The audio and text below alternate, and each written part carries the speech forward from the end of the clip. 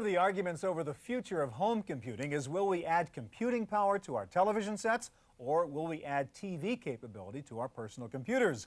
Apple is betting that the TV will be the preferred viewing device with a new approach to home computing called Pippin.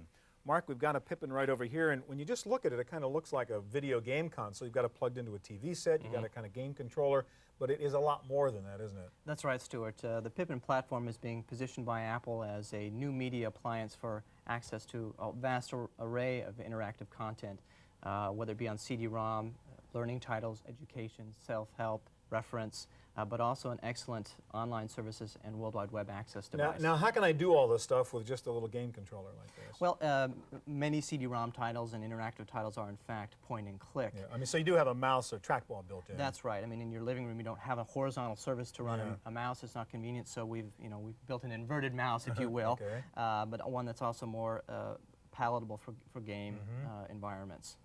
And you can plug a keyboard in too if you needed it, right? Absolutely.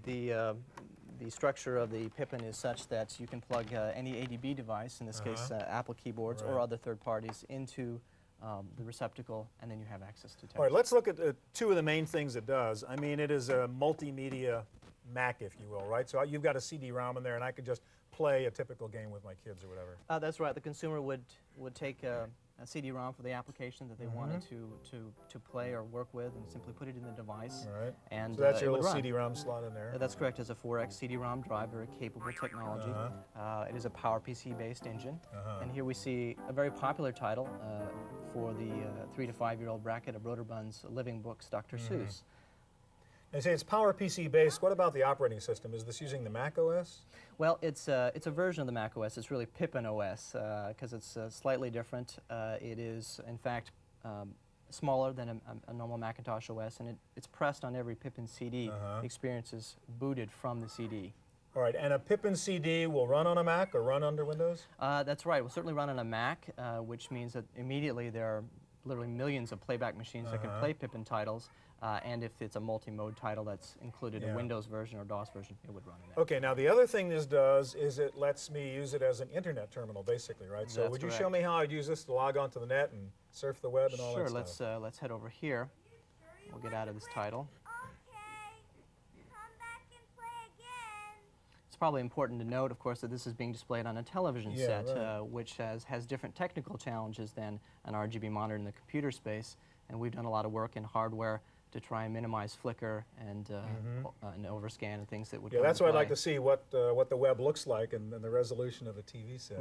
Well, it will never be as good as an RGB monitor. TVs just aren't that good, but we think we've done a But again, good with a TV set, I'm probably not going to be 8 inches away from it either. I'm going to be back That's right, here and most people aren't going to be surfing the web to read a lot. So we up in real time now using Netscape?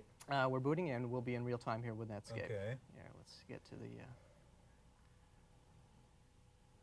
And we can just go surfing around here using Pippin as an internet terminal. That's correct. I'll just get some bookmarks here. We can go quickly to, say, the Apple Computer page. And so it's got sort of modem built in?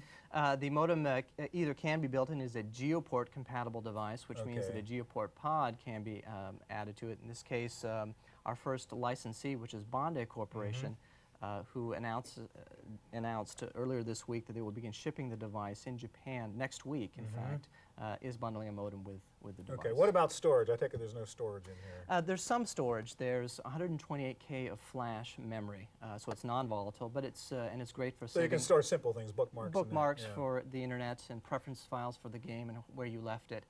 If you need more storage than that, there's an optional floppy drive, and there will be other peripherals available in time with larger storage. Real quick, finally, what's the intended price, Mark? Bondi is shipping this device now at 648,000 yen, which is by today's rate about $650. That's with the device, the modem, and for 5 titles. Thank you very much. You're very welcome.